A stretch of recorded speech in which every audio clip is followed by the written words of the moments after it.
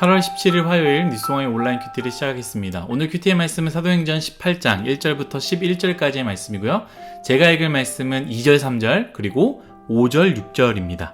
아굴라라 하는 본도에서 난 유대인 한 사람을 만나니 글라우디오가 모든 유대인을 명하여 로마에서 떠나라 한 고로 그가 그 아내 브리스길라와 함께 이달리아로부터 새로 온지라. 바울이 그들에게 가매 생업이 같음으로 함께 살며 일을 하니 그 생업은 천막을 만드는 것이었더라. 5절 6절입니다. 실라와 디모데가 마게도냐로부터 내려오매 바울이 하나님의 말씀에 붙잡혀 유대인들에게 예수는 그리스도라 밝히 증언하니 그들이 대적하여 비방하거늘 바울이 옷을 털면서 이르되 너의 피가 너희 머리로 돌아갈 것이요 나는 깨끗하니라 이후에는 이방인에게로 가리라 하고 아멘. 오늘 여러분들과 함께 나눌 큐티의 제목은요, 방해하는 자, 도움받는 자, 그리고 도움을 주는 자입니다.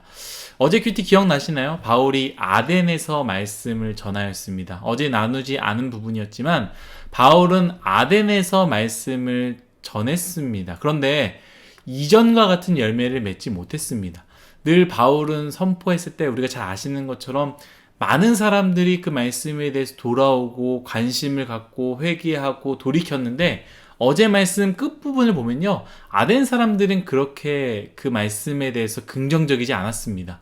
어제 말씀 32절을 제가 한번 읽어보겠습니다. 이 일에 대하여 내 말을 다시 듣겠다 하니, 이 일에 대하여 내 말을, 너의 말을 다시 듣겠다 하니 라는 표현이 32절에 나와 있는데, 그 당시에 듣고 싶지 않을 때에 우회적으로 사용했던 표현이라고 합니다. 내가 다시 듣겠다, 나중에 다시 듣겠다라는 표현 자체가 그런 표현이라는 것이죠.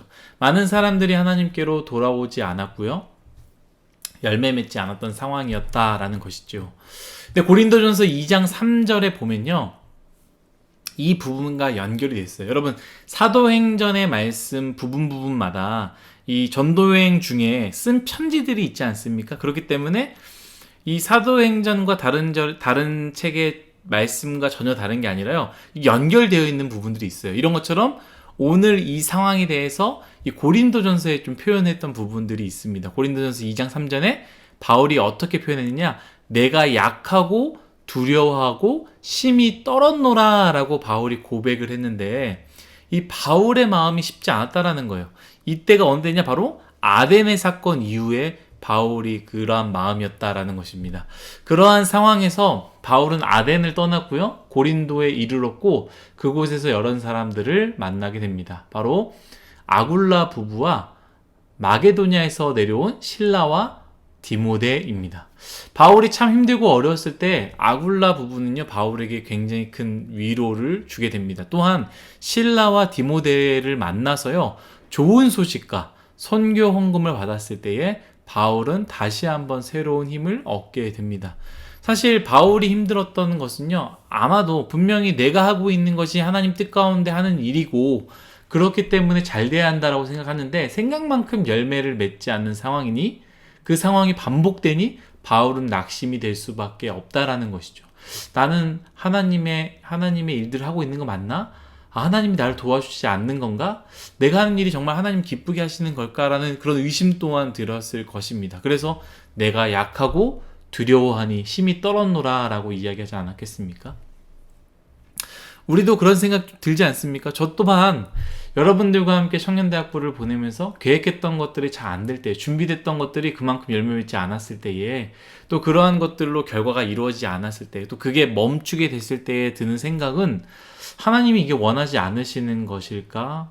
왜 이렇게 열매 맺지 못하는 걸까? 이런 생각을 종종 갖게 된다라는 것이죠. 여러분들도 여러분들의 하는 일, 하나님을 위해서 하는 일인데 안 될 때, 어려울 때 그런 생각 들지 않겠습니까? 그런데 바울은요, 이런 상황 가운데 이러한 앞에서 소개한 사람들을 만나게 됩니다. 바로 아굴라 부부와 실라와 디모데라는 것이죠. 이들이 한 것은요, 다른 것이 없습니다. 바울 옆에서 함께 지나면서 같이 일하고 밥을 먹고 또한 하나님의 일들을 전하고 옆에서 지지한 것밖에 없습니다. 그런데 바울은 이 부분에서 굉장히 큰 위로를 받고 힘을 얻어 다시 하나님 말씀을 전했다라는 것이죠. 저는 이 말씀을 묵상하면서 하나님께서 바울을 인도하신 방법도 큰 은혜가 되지만, 내가 생각하지 않았던 사람들로 인해서 위로받았던 것도 큰 은혜가 되지만, 동시에 바울의 주변 사람들을 보면서 이러한 생각을 하게 됐습니다. 오늘 큐티의 제목과 같이 방해하는 자, 도움받는 자, 그리고 도움을 주는 자. 저는 이것이 우리에게 도전이 되었으면 좋겠고요. 우리에게 다짐이 되기를 간절히 바라겠습니다. 바울의 주변에는요, 바울의 도움을 받는 자도 있었고요. 오늘 말씀과 같이 바울에게 위로를 주고 힘을 주는 사람이 있었습니다. 뿐만 아니라 바울을 힘들게 하는, 바울의 사역 또한 방해하는 사람들도 있었다라는 거예요. 이것은 그저 말씀이다라고 생각할 수 있지만 동시에 우리의 이야기도 될 수 있습니다. 우리는 누군가에게 방해되는 사람이 될 수 있고요. 하나님의 일에 대해서도 방해하는 사람이 될 수 있습니다. 또한 우리는 누군가에게 도움을 받는 사람이 될 수 있고요. 또 누군가를 위해서 도움을 줄 수 있는 사람 또한 될 수 있다라는 거예요. 저는 바라건대 우리 뉴스홍 Y 모두가 하나님의 일들에 대해서, 그리고 누군가에 대해서 방해를 주는 그러한 사람이 되지 않기를 바라고요. 반대로 도움이 필요할 때는 도움을 받는 사람이 되길 바라며, 동시에 누군가를 도와줄 수 있을 때 도울 수 있는 사람이 되기를 간절히 바랍니다. 먼저 방해가 되는 사람이 된다라는 것은 참 가슴 아픈 일입니다. 제가 이거는 여러 이야기를 하지 않아도 잘 알 거예요. 그냥 말 자체, 방해가 되는 사람, 좋지 않은 말 아닙니까? 하나님께 꼭 기도해야 되는 부분이고, 저 또한 바라건대 저의 인생이 누군가에게, 그리고 뉴스송 Y 한 사람 한 사람에게 방해가 되지 않기를 간절히 바랍니다. 그리고 제가 여러분들과 진짜 나누고자 하는 부분은 바로 이 뒤에 두 분류의 사람인데요. 먼저는 도움을 받는 사람입니다. 여러분들 도움을 받지 않으려고 하는 사람들이 있어요. 종종 좀 이렇게 도와줄게, 같이 가자, 뭐 해줄게 했을 때에 그것에 대해서 굉장히 부담스러워하고 그걸 싫어하는 사람이 있어요. 누군가에게 폐를 끼치기 싫어서 그런 것이겠죠. 그래서 의존적으로 사는 것 자체가 좋지 않지만 누군가가 손을 내미는 것에 대해서 무조건적으로 거부하는 것 또한 오히려 건강하지 않습니다. 도움을 바라면서 나 누가 안 도와줄까, 나 도와줬으면 좋겠다, 도움을 바란다라고 이 도움만 바라며 사는 것도 잘못했지만 건강하지 않지만, 도와주는 것에 대해서 난 절대 싫어, 내가 알아서 할 거야, 이렇게 생각하는 것도 건강하지 않다라는 것이죠. 도움이 필요할 때는 도움을 요청하는 것이 건강한 것이고요. 누군가가 손을 내밀 때 그 손을 잡는 것이 함께하는 세상, 그 공동체에 맞는 것입니다. 하나님은요, 우리를 홀로 만들지 않았어요. 함께 더불어 살라고 만드셨습니다. 함께 살아가야 합니다. 도움 없이 살 수는 없습니다. 도움 없이 살 수 있는 사람은 아무도 없어요. 오늘 말씀 나왔잖아요. 바울도 바울의 위치에서 늘 누군가에게 말씀을 전하고 위로해야 하는 위치지만, 바울이 힘들 때에 누군가에게 위로를 받고 힘을 얻었다라는 것이죠. 만약 우리 그 중에 바울 이상의 사람이 있다면 여러분, 그 사람들은 도움받지 않아도 괜찮습니다만, 그렇지 않다면 우리는 누군가에게 도움을 받고 때때로 위로 또한 받아야 된다라는 것, 우리가 한번 꼭 기억해야 됩니다.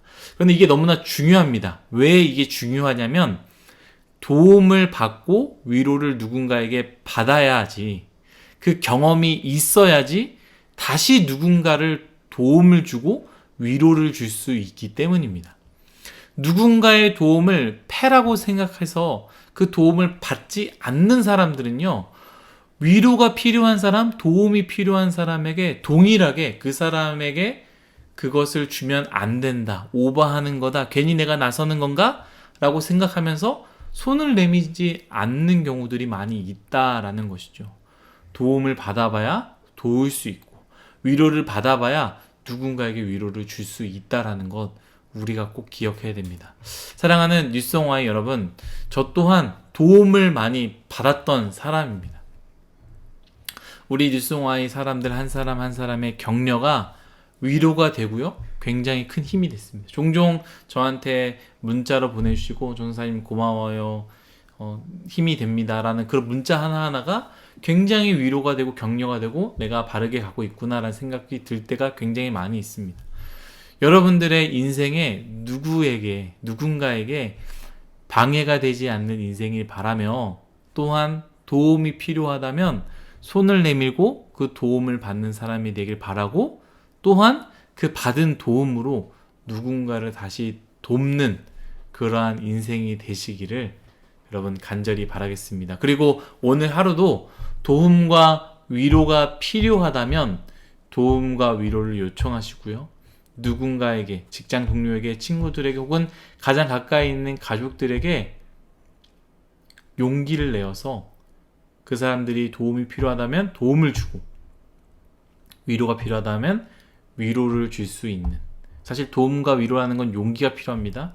그 용기를 갖고 도움과 위로를 주는 오늘 하루를 보내시기를 간절히 바라겠습니다. 기도하겠습니다. 하나님 감사합니다. 모든 것이 다 하나님의 은혜임을 고백합니다. 주님, 우리는 부족하여 혼자 살 수 없습니다. 함께 살아야 합니다. 그러기에 도움을 받고 위로를 받고 또 도움을 주고 위로를 주며 살아야 되는 인생입니다. 우리의 인생 그러한 인생 되게 하여 주옵소서. 도움이 필요할 땐 손을 내밀게 하여 주시고 위로가 필요할 때는 손을 또 내밀게 하여 주시며 도움과 위로를 필요한 사람들에게는 도움과 위로를 줄 수 있는 그러한 사람이 되길 원합니다. 감사하며 고마우신 예수님의 이름으로 기도드렸습니다. 아멘.